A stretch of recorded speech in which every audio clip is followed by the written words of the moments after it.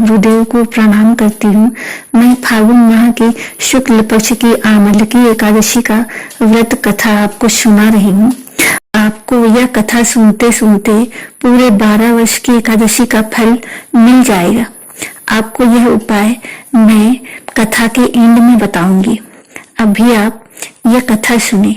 भगवान कृष्ण युधिष्ठिर से बोले, महाभाग धर्मनंदन सुनो, तुम्हें इस समय वह प्रसंग सुनाता हूँ जिसे राजा मानधाता के पूछने पर महात्मा वशिष्ठ ने कहा था। फागुन शुक्ल पक्ष की एकादशी का नाम आमलकी है। इसका पवित्र व्रत विष्णु लोक की प्राप्ति करने वाला है। मानधाता ने पूछा, द्विज श्रेष्ठ, यह आमलकी कब उत्पन्न हुई मुझे बताइए। वशिष्ठ जी ने कहा, महाभाग सुनो, पृथ्वी पर आमलकी की उत्पत्ति किस प्रकार हुई यह बताता हूँ। आमलकी महान वृक्ष है जो सब पापों का नाश करने वाला है। भगवान विष्णु के थूकने पर उनके मुख से चंद्रमा के समान कांतिमान एक बिंदु प्रकट हुआ। वह बिंदु पृथ्वी पर गिरा। उसी से आमलकी, आंवले का महान वृक्ष उत्पन्न हुआ। यह सभी वृक्षों का आदि भूत कहलाता है। इसी समय समस्त प्रजा की सृष्टि करने के लिए भगवान ने ब्रह्मा जी को उत्पन्न किया। उन्हीं से इन प्रजाओं की सृष्टि हुई। देवता, दानव, गंधर्व, यक्ष, राक्षस, नाग तथा निर्मल अंतःकरण वाले महर्षियों को ब्रह्मा जी ने जन्म दिया। उनमें से देवता और ऋषि उस स्थान पर आए जहाँ विष्णु प्रिया आमलकी का वृक्ष था। महाभाग उसे देखकर देवताओं को बड़ा विस्मय हुआ। वे एक दूसरे पर दृष्टिपात करते हुए उत्कंठा पूर्वक उस वृक्ष की ओर देखने लगे और खड़े खड़े सोचने लगे कि लक्ष्य आदि वृक्ष तो पूर्व कल्प की ही भांति है, जो सबके सब हमारे परिचित हैं, किंतु इस वृक्ष को हम नहीं जानते। उन्हें इस प्रकार चिंता करते देख आकाशवाणी हुई, महर्षियों, यह सर्व श्रेष्ठ आमलकी का वृक्ष है जो विष्णु को प्रिय है। इसके स्मरण मात्र से गोदान का फल मिलता है। स्पर्श करने से इससे दूना और फल भक्षण करने से तिगुना पुण्य प्राप्त होता है। इसलिए सदा प्रयत्न पूर्वक आमलकी का सेवन करना चाहिए। यह सब पापों को हरने वाला वैष्णव वृक्ष बताया गया है। इसके मूल में विष्णु, उसके ऊपर ब्रह्मा, स्कंद में परमेश्वर भगवान रुद्र, शाखाओं में मुनि, टहनियों में देवता, पत्तों में वसु, फूलों में मरुदगण तथा फलों में समस्त प्रजापति वास करते हैं। आमलकी सर्वदेवमयी बताई गई है। अतः विष्णु भक्त पुरुषों के लिए यह परम पूज्य है। ऋषि बोले, अव्यक्त स्वरूप से बोलने वाले महापुरुष, हम लोग आपको क्या समझें? आप कौन हैं? देवता हैं या कोई और? हमें ठीक ठीक बताइए। आकाशवाणी हुई, जो संपूर्ण भूतों के कर्ता और समस्त भुवनों के सृष्टा हैं, उन्हें विद्वान पुरुष भी कठिनता से देख पाते हैं। वही सनातन विष्णु मैं हूँ। भगवान विष्णु का कथन सुनकर उन ब्रह्म कुमार महर्षियों के नेत्र आश्चर्य से चकित हो उठे। उन्हें बड़ा विस्मय हुआ। वे आदि अंत रहित भगवान की सृष्टि करने लगे। ऋषि बोले, संपूर्ण भूतों के आत्मभूत आत्मा एवं परमात्मा को नमस्कार है। अपनी महिमा से कभी च्युत न होने वाले अच्युत को नित्य प्रणाम है। अंतर्हित परमेश्वर को बारंबार प्रणाम है। दामोदर कवि सर्वज्ञ और यज्ञेश्वर को नमस्कार है। मायापते आपको प्रणाम है। आप विश्व के स्वामी हैं, आपको नमस्कार है। ऋषियों के इस प्रकार स्तुति करने पर भगवान श्री हरि संतुष्ट हुए और बोले, महर्षियों, तुम्हें कौन सा अभिष्ट वरदान दूं? ऋषि बोले, भगवान, यदि आप संतुष्ट हैं तो हम लोगों के हित के लिए कोई ऐसा व्रत बतलाइए जो स्वर्ग और मोक्ष रूपी फल प्रदान करने वाला हो। श्री विष्णु बोले, महर्षियों, फाल्गुन शुक्ल पक्ष में यदि पुष्य नक्षत्र से युक्त द्वादशी हो तो वह महान पुण्य देने वाली और बड़े बड़े पातकों का नाश करने वाली होती है। बीज वरों, उसमें जो विशेष कर्तव्य है उसको सुनो। आंवल की एकादशी में आंवले के वृक्ष के पास जाकर वहां रात्रि में जागरण करना चाहिए। इससे मनुष्य सब पापों से छूट जाता है और सहस्र गोदान का फल प्राप्त करता है। विप्रगण, यह व्रतों में उत्तम व्रत है जिसे मैंने तुम लोगों को बताया है।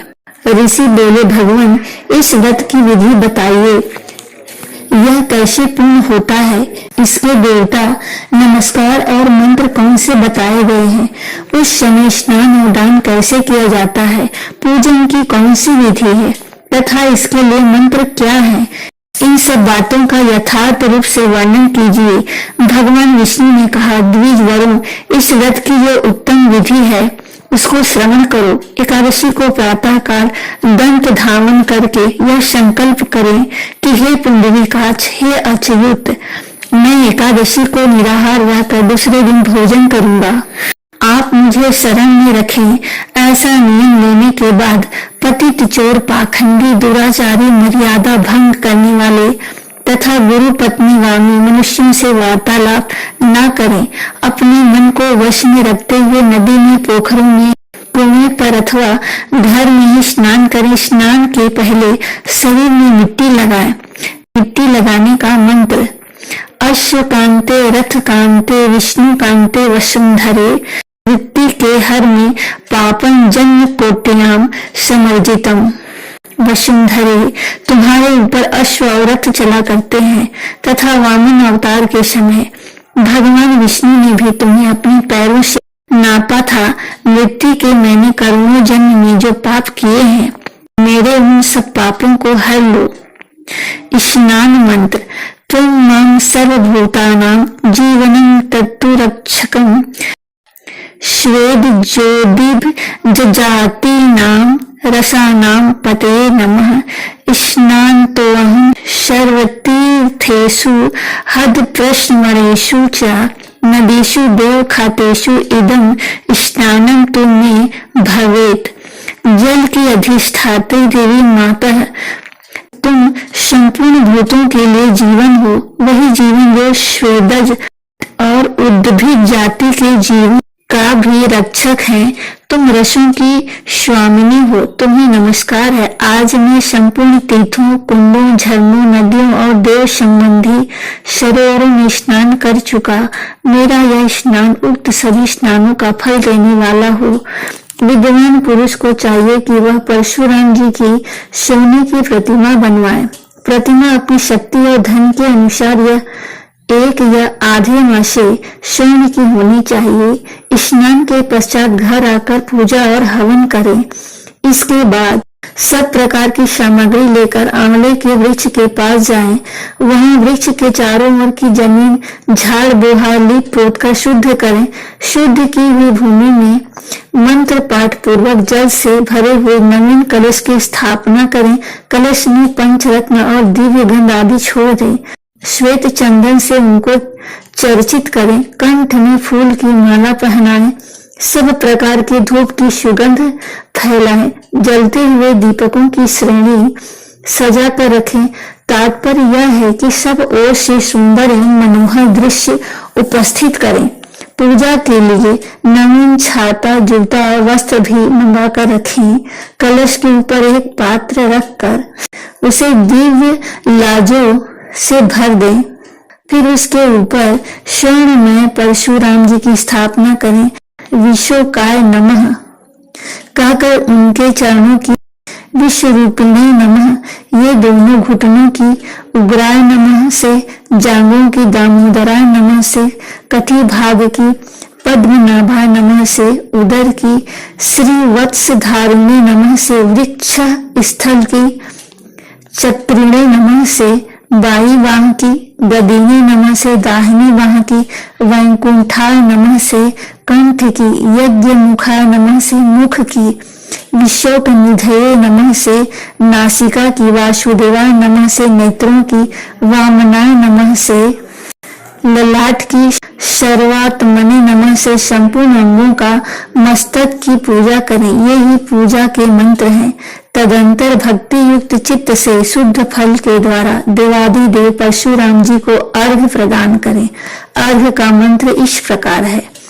नमस्ते देव देवेश जमदग्न नमोस्तुते गृहाणा अर्घ्यमुनिं दत्त मामलक्या यूतम हरे। देव देवेश्वर जमदग्निनंदन श्री विष्णु स्वरूप परशुराम जी आपको नमस्कार है, नमस्कार है। आंवले के फल के साथ दिया हुआ मेरा यह अर्घ्य ग्रहण कीजिए। तदंतर भक्ति युक्त चित्त से जागरण करें। नित्य संगीत वाद्य धार्मिक उपाख्यान तथा श्री विष्णु संबंधी कथा वार्ता आदि के द्वारा वह रात्रि व्यतीत करें। उसके बाद भगवान विष्णु के नाम ले लेकर आमलकी वृक्ष की परिक्रमा 108 या 28 बार करें। फिर सवेरा होने पर श्री हरि की आरती करें। ब्राह्मण की पूजा करके वहां की सब सामग्री उसे निवेदन कर दें। परशुराम जी का कलश, 2 वस्त्र, जूता आदि सभी वस्तुएं दान कर दें और भावना करें कि परशुराम जी के स्वरूप में भगवान विष्णु मुझ पर प्रसन्न हो। तत्पश्चात आमलकी का स्पर्श करके उसकी प्रदक्षिणा करें। तब स्नान करने के बाद विधि पूर्वक ब्राह्मणों को भोजन कराएं। तदनंतर कुटुंबियों के साथ बैठकर स्वयं भी भोजन करें। ऐसा करने से जो पुण्य होता है वह सब बतलाता हूँ, सुनो। संपूर्ण तीर्थों के सेवन से जो पुण्य प्राप्त होता है तथा सब प्रकार के दान देने से जो फल मिलता है वह सब उपर्युक्त विधि के पालन से सुलभ होता है। समस्त यज्ञों की अपेक्षा भी अधिक फल मिलता है, इसमें तनिक भी संदेह नहीं है। यह व्रत सब व्रतों में उत्तम है, जिसका मैंने तुमसे पूरा वर्णन किया है। वशिष्ठ जी कहते हैं, महाराज, इतना कहकर देवेश्वर भगवान विष्णु वहीं अंतर ध्यान हो गए। तत्पश्चात उन समस्त महर्षियों ने उक्त व्रत का पूर्ण रूप से पालन किया। नृपश्रेष्ठ, इसी प्रकार तुम्हें भी इस प्रकार व्रत का अनुष्ठान करना चाहिए। भगवान श्री कृष्ण कहते हैं, युधिष्ठिर, यह दुर्धर्ष व्रत मनुष्यों को सब पापों से मुक्त करने वाला है। भगवान विष्णु की जय हो। आपको आज एकादशी के दिन श्री हरि का मंत्र मन में जाप करते रहना है और भगवान विष्णु की छवि का मन में दर्शन करना है और दीपक जलाकर यह कथा सुननी है और हाथ में तुलसी पत्र और एक फूल पकड़कर भगवान की यह आमलकी व्रत कथा सुने और कथा सुनने के बाद फूल और तुलसी पत्र को भगवान के चरणों में चढ़ाएं और भगवान से प्रार्थना करें कि आप पर कृपा करें। बिना व्रत किए ही आपको पूरे एकादशी का फल प्राप्त होगा। भक्तों, वीडियो पसंद आए तो सब्सक्राइब करें, लाइक करें, शेयर करें। जय गुरुदेव।